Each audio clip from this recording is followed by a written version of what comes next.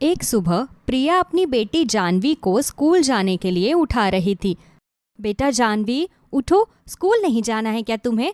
Time से उठोगी नहीं तो स्कूल कैसे जाओगी?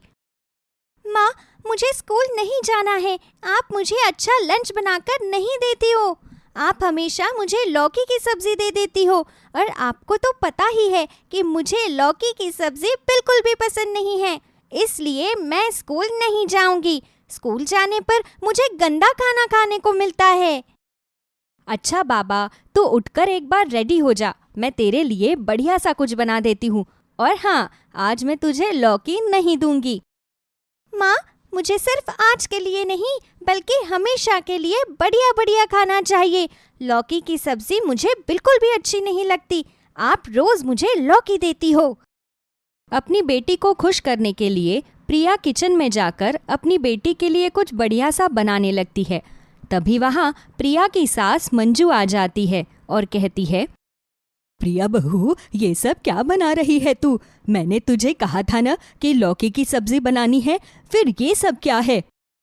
माँ जी, आपको तो पता ही है आजकल के बच्चे खाना खाने में कितना ड्रामा करते हैं। आपकी पोती स्कूल जाने के लिए तैयार ही नहीं थी क्योंकि मैं उसे कई दिनों से लगातार लौकी की सब्जी ही दे रही हूँ। अरे जाएगी कैसे नहीं, कान के नीचे 2 थप्पड़ लगाएगी तो अपने आप स्कूल जाएगी। हमारे ज़माने में हम मार पीट के बच्चों को स्कूल भेजते थे और एक आजकल के तुम जैसे माँ बाप हो जो कि अपने बच्चों को फूल जैसा बनाकर रखते हो। लेकिन माँ जी, आप ही बताओ ना, रोज रोज एक ही तरह की सब्जी खा खा कर कोई भी बोर हो सकता है। जब मेरा मन नहीं करता रोज रोज लौकी खाने का, तो किसी बच्चे से हम क्या ही उम्मीद कर सकते हैं। ठीक है, तुम्हें जो ठीक लगता है तुम वो करो। अब मैं बाजार सब्जी लेने जाऊंगी ही नहीं। मंजू को हमेशा से सब्जी में लौकी ही पसंद आई थी, इसलिए वो रोज बाजार से लौकी उठाकर ले आया करती थी। उसकी हरकत से उसका पूरा परिवार परेशान था क्योंकि रोज रोज लौकी खाकर हर किसी का मन उब चुका था। लेकिन मंजू को ये बात समझ में ही नहीं आ रही थी। वो जबरदस्ती अपने पूरे परिवार को रोज लौकी खिलाने में ही लगी रहती थी। ऐसे ही एक सुबह मंजू का बेटा विनोद कहता है, माँ, ये सब क्या है? आखिर कब तक मैं ये लौकी की सब्जी खाता रहूंगा? अरे कौन सा तुझे लौकी की सब्जी एक ही प्रकार की मिल रही है? लौकी को कई तरीकों से बनाया जाता है। कभी लौकी का कोफ्ता बनता है, तो कभी लौकी की भुजिया, तो कभी लौकी की तर्री वाली सब्जी बनती है। इतने सारे तरीकों से लौकी की सब्जी बनवाती हूँ मैं, फिर भी तू बच्चों की तरह ड्रामा कर रहा है। माँ, या तो तुम घर में लौकी लाना बंद कर दो या तो मैं बाहर से खाना शुरू कर देता हूँ। अरे भाई, तुम लोग अपने बच्चों को क्या सिखाओगे? अरे आजकल हरी सब्जियां खाना कितना सही रहता है स्वास्थ्य के लिए। जब माँ बाप ही ऐसी बचकानी हरकतें करेंगे तो वो बच्चे को क्या शिक्षा देंगे? माँ, हरी सब्जी खाने से किसी ने मना नहीं किया, पर रोज रोज एक ही चीज खा खा कर इंसान पक जाता है। सब्जी की जगह आप हमें ही पकाकर बना दो। मेरी भी एक बात तू ध्यान से सुन ले। इस घर में जो होगा वो मेरी मर्जी से होगा। जिसे खाना खाना होगा वो खाएगा, वरना भूखा रहे। मंजू की इस हरकत से पूरा परिवार परेशान था। मंजू जबरदस्ती पूरे परिवार को लौकी खिलाया करती थी। रोज रोज लौकी की सब्जी खाकर प्रिया, विनोद और जानवी तीनों का मुंह उतर जाता।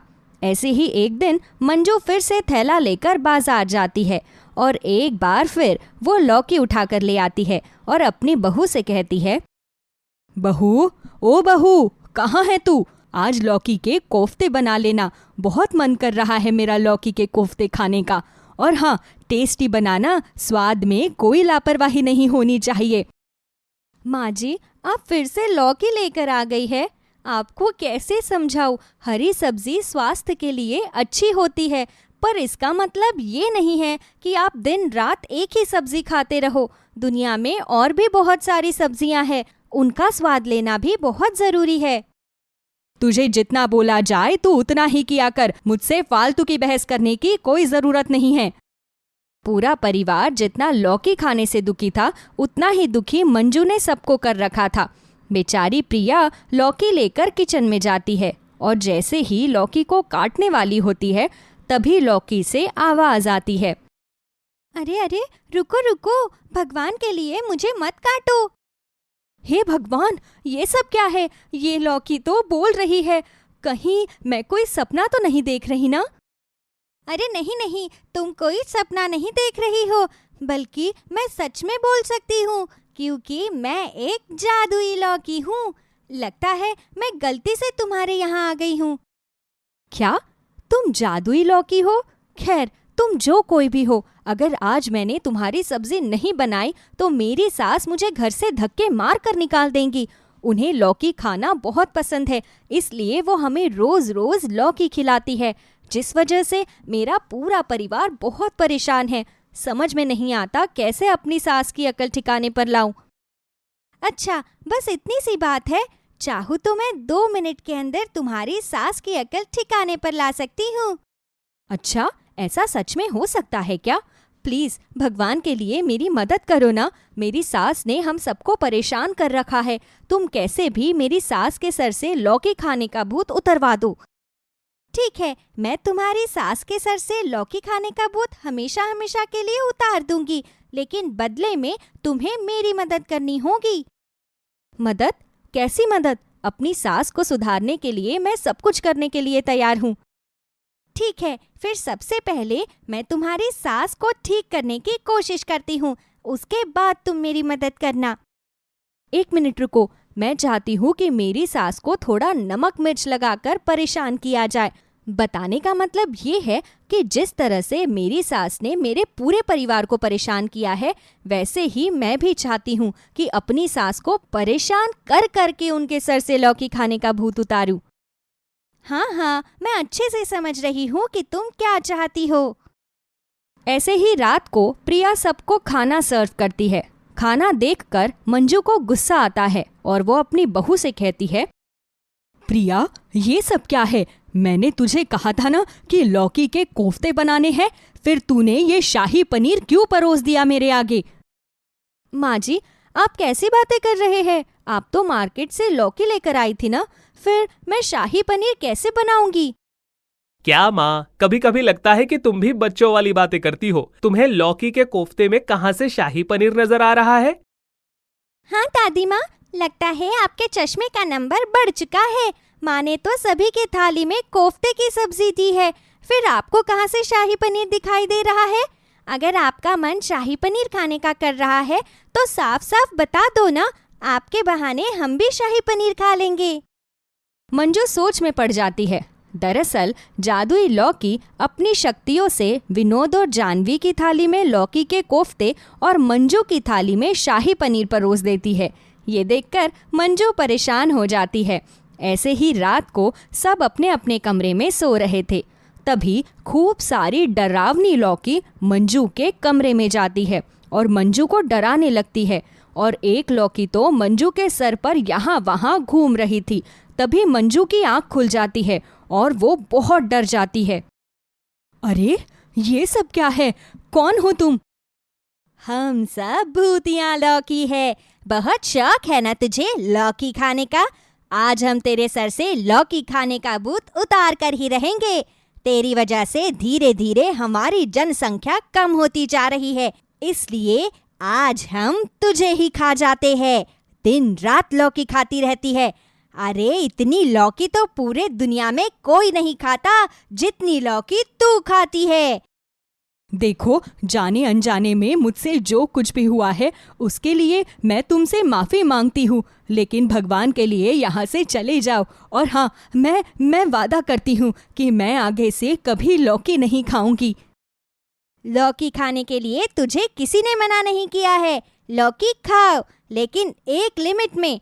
तेरी वजह से हम सब की जनसंख्या कम हो रही है। तू रोज रोज मार्केट से लौकी ही खरीद कर लाती है। कभी कभी आलू, पालक, भिंडी, करेला, इन सब का स्वाद भी ले लिया कर। तू तो नहा धोकर हमारे पीछे ही पड़ गई है।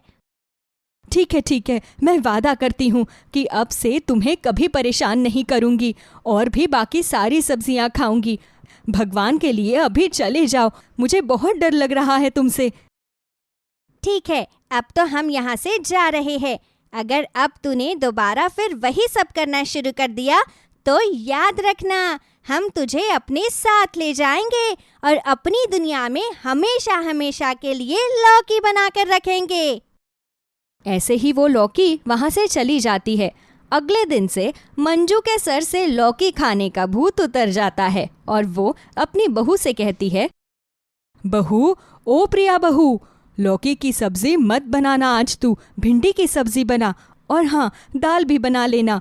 रोज रोज लौकी की सब्जी खाकर मैं बोर हो गई हूँ। मेरी वजह से तुम सब भी परेशान होते हो। अब से तुम लोगों को जो अच्छा लगे तुम वो बना लेना खाने में। मैं कभी किसी को परेशान नहीं करूँगी। अपनी सास का ऐसा बदला हुआ रूप देखकर प्रिया समझ जाती है कि ये जो कुछ भी हुआ है वो जादुई लौकी के वजह से हुआ है। ऐसे ही थोड़ी देर में प्रिया अपने कमरे में जाती है। तभी जादुई लौकी प्रिया से कहती है, देखा प्रिया, मैंने तुम्हारा काम तो कर दिया, अब तुम्हारी बारी है। बताओ लौकी, मैं क्या मदद कर सकती हूँ तुम्हारी? कल पूर्णिमा की रात है और कल हम सबको अपनी दुनिया में वापस जाना है।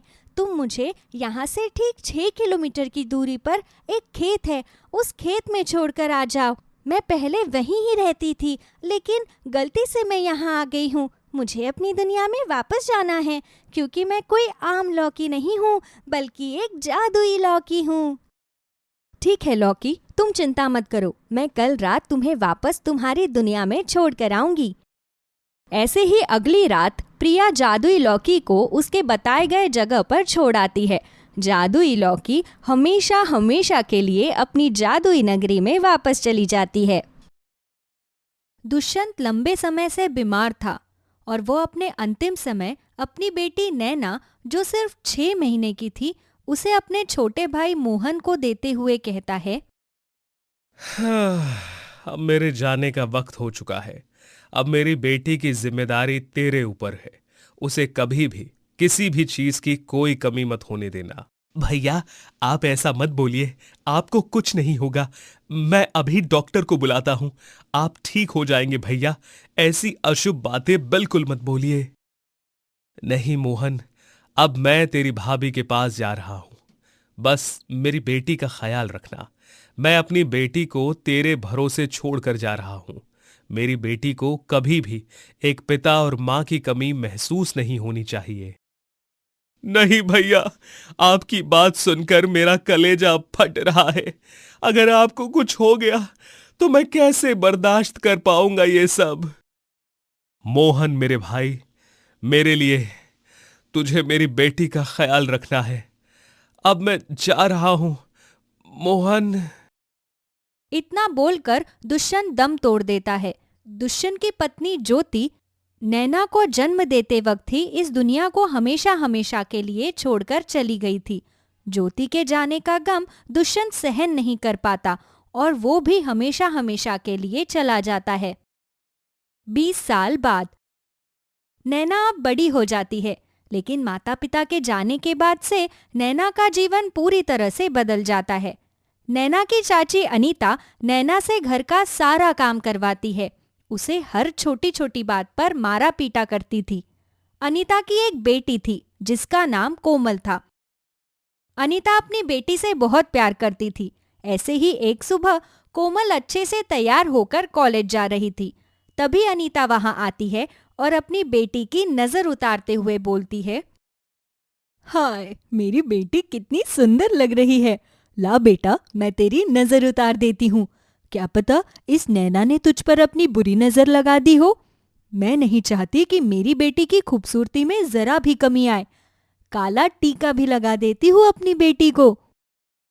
क्या माँ, आपको तो पता ही है मेरी ब्यूटी का कोई जवाब नहीं। और आप बिल्कुल भी टेंशन मत लीजिए, मुझे कुछ नहीं होने वाला। भगवान ने मुझे बड़े ही फुर्सत से बनाया है।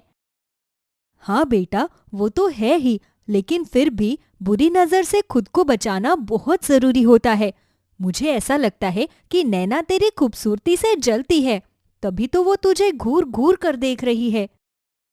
देखो ना माँ, बेचारी मन ही मन सोच रही होगी कि काश मैं भी कोमल जितनी खूबसूरत होती। अच्छा, अब मैं चलती हूँ, मुझे बहुत लेट हो रहा है। ये देखकर नैना बहुत उदास हो जाती है और अपने घर के बाहर बने बगीचे में जाती है। जहाँ 2 कटहल के पेड़ थे और नैना पेड़ के बगल में बैठ जाती है। तभी वो कटहल के पेड़ नैना से बोलते हैं, क्या हुआ नैना, तुम उदास हो? तुम्हारी आंखों में आंसू, सब ठीक तो है ना? हाँ नैना, बताओ आखिर क्या बात है? दोनों कटहल के पेड़ को बोलता देख नैना हैरान थी। अरे ये क्या, तुम तो पेड़ होने के बावजूद बोल रहे हो। हाँ नैना, क्योंकि हम दोनों जादुई कटहल के पेड़ हैं और ये बात तुम कभी किसी को मत बताना कि हम जादुई हैं। हम सिर्फ और सिर्फ अच्छे लोगों को ही अपने बारे में बताते हैं। चलो अब ये बताओ तुम्हारे साथ क्या हुआ है, तुम परेशान क्यों हो? कुछ नहीं, बस वो मुझे अपने माता पिता की याद आ रही थी। अगर आज वो जिंदा होते तो वो भी मुझे बहुत प्यार करते। मुझे उनकी कमी बहुत महसूस होती है। क्यों, तुम्हारे चाचा चाची तुम्हें प्यार नहीं करते क्या? करते हैं, लेकिन उतना नहीं जितना अपने माता पिता करते हैं। मेरी चाची तो मुझे ठीक से खाना भी नहीं देती। अगर मेरी माँ जिंदा होती तो वो मुझे कभी भूखा नहीं रखती। अगर मेरे पिताजी जिंदा होते तो आज वो भी मुझे पढ़ने के लिए भेजते। कोई बात नहीं नैना, हम हैं ना तुम्हारे साथ। अब से हम हमेशा तुम्हारी मदद करेंगे। अच्छा बताओ, तुम्हें खाने में सबसे ज्यादा क्या पसंद है? मुझे खाने में सबसे ज्यादा जलेबी और बर्फी, और भी बहुत कुछ है, लेकिन ये सब खाने के लिए मेरे पास पैसे नहीं हैं। अरे नैना, तुम चिंता क्यों करती हो? अब से तुम्हें जब भी हमारी जरूरत हो तब तुम सच्चे दिल से हमें पुकारना और अपनी इच्छा बोलना, तुरंत तुम्हारी इच्छा पूरी हो जाएगी। अच्छा फिर तो ठीक है, लेकिन अब मेरे जाने का समय हो गया है। बातों बातों में मैं भूल गई कि मुझे घर में जाकर खाना भी बनाना है। चाचा बहुत गुस्सा करेंगे। अब मैं चलती हूँ। नैना को उन जादुई कटहल के पेड़ से बात करके बहुत अच्छा लगता है। थोड़ी देर बाद नैना अपने घर चली जाती है। अपने घर पर उसकी चाची नैना से कहती है, क्यों महारानी, तेरे पर ज्यादा निकल रहे हैं क्या? कहाँ थी अब तक? भूल गई क्या? मेरी बेटी के आने का समय हो रहा है। माफ करना चाची, अभी खाना बना देती हूँ। क्या कहा तूने? तूने अभी तक खाना नहीं बनाया? हे भगवान, आधे घंटे के अंदर मेरी बेटी आती ही होगी और तूने अभी तक खाना नहीं बनाया? रुक जा, अभी बताती हूँ तुझे। इतना बोलकर अनीता जैसे ही नैना के ऊपर हाथ उठाने जाती है, तभी दोनों जादुई कटहल के पेड़ अपनी जादुई शक्तियों से अनीता का हाथ पीछे मोड़ देते हैं। तभी अनीता जोर जोर से चिल्लाने लगती है, हे माता रानी, ये क्या हो गया? मेरा हाथ अपने आप पीछे कैसे मुड़ गया? हे भगवान, क्या हो रहा है ये? तभी वहां भागता हुआ अनीता का पति मोहन आता है और वो अनीता से कहता है, अरे ये कैसे हो गया? तुम्हारा हाथ अपने आप कैसे मुड़ गया?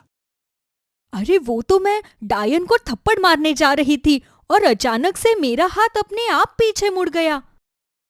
तुम्हें क्या लगता है कि तुम नैना के ऊपर कितना भी अत्याचार कर लोगी और तुम्हें कुछ नहीं होगा?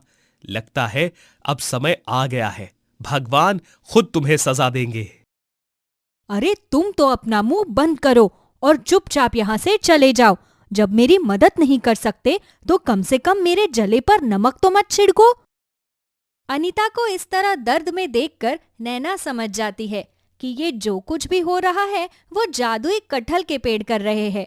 तभी नैना मन ही मन जादुई कटहल के पेड़ से कहती है, अरे जादुई कटहल के पेड़, अब तो छोड़ दो मेरी चाची को।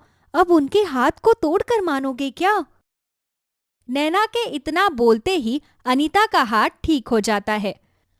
तभी नैना अंदर जाकर रसोई में खाना बनाने लगती है। ऐसे ही थोड़ी देर बाद कोमल कॉलेज से घर आ जाती है। सभी लोग साथ में बैठकर खाना खा रहे थे। तभी कोमल अजीब सा मुंह बनाते हुए नैना से कहती है, क्या बात है नैना, खाना बनाना भूल गई हो क्या? अरे अगर इतना ही गंदा खाना बनाना ही था तो पहले ही बता देती, मैं बाहर से खाना खा लेती। क्या हुआ कोमल, खाने में कोई कमी है क्या? मेरा मतलब है कि नमक ज्यादा या फिर स्वाद नहीं है? माँ, ऐसा गंदा खाना तो गली का कोई कुत्ता भी ना पूछे। मुझे नहीं खाना ये खाना। नहीं नहीं बच्ची, रुक जा, मैं अभी तेरे लिए बढ़िया खाना बना कर लाती हूँ। इस नालायक से तो मुझे कोई उम्मीद ही नहीं है। तू वैसे भी बहुत भूखी होगी। अनीता बड़े प्यार से रसोई में जाती है और अपनी बेटी के लिए खाना बनाने लगती है। अनीता अपनी बेटी के लिए गरम गरम पराठे और दही लेकर आती है। अपने हाथों से कोमल को खिलाती है। तभी कोमल अजीब सा मुंह बनाते हुए अपनी माँ से कहती है, माँ, आपको भी खाना बनाना नहीं आता? अरे आपसे अच्छा तो नैना ने बनाया है। रहने दो आप, ये खाना ले जाओ। नैना, तुमने जो खाना बनाया है मुझे वही दे दो, मैं वही खाकर सो जाऊंगी। अरे बेटा, ना ये पराठा जला है, ना इसमें नमक की कमी है और ना ही स्वाद की, फिर तुझे अच्छा क्यों नहीं लग रहा? अब मुझे क्या पता कि मुझे अच्छा क्यों नहीं लग रहा। इतना बेस्वाद पराठा खाकर मुझे अपना मूड खराब नहीं करना। जादुई कटहल के पेड़ अपनी जादुई शक्तियों से अनीता का बनाया हुआ पूरा खाना बेस्वाद कर देते हैं। ये सब देखकर नैना को बहुत अच्छा लग रहा था। ऐसे ही सुबह घर के बाहर एक बूढ़ी औरत सुंदर सुंदर चूड़ियां बेच रही थी और नैना को बूढ़ी औरत की चूड़ियां बहुत पसंद आ जाते हैं और वो बाहर जाकर अपने लिए चूड़ियां देखने लगती है। तभी कोमल अपनी माँ के कान भरते हुए बोलती है, माँ, आपकी लाडली बाहर खड़ी होकर अपने लिए चूड़ियां खरीद रही है। चूड़ियां खरीदने के पैसे इसके पास कहाँ से आए? अच्छा, तो महारानी अपने लिए चूड़ी खरीद रही है। एक काम करती हूँ, यही अच्छा मौका है, सबके सामने इसे मार मार कर अधमरा कर देती हूँ ताकि इसकी बेइज्जती भी हो जाए। इतना बोलकर अनीता बाहर जाती है। लगता है अब तेरे पर सबके सामने ही काटने होंगे, अभी बताती हूँ तुझे। तभी नैना मन ही मन दोनों जादुई कटहल के पेड़ को आवाज लगाती है। तभी वहां दोनों जादुई कटहल के पेड़ आते हैं और वो अपनी जादुई शक्तियों से अनीता और कोमल दोनों को हवा में उड़ाने लगते हैं। ये क्या हो रहा है? हे भगवान, हमें माफ कर दो, हमें माफ कर दो। कौन है जो ये सब कर रहा है?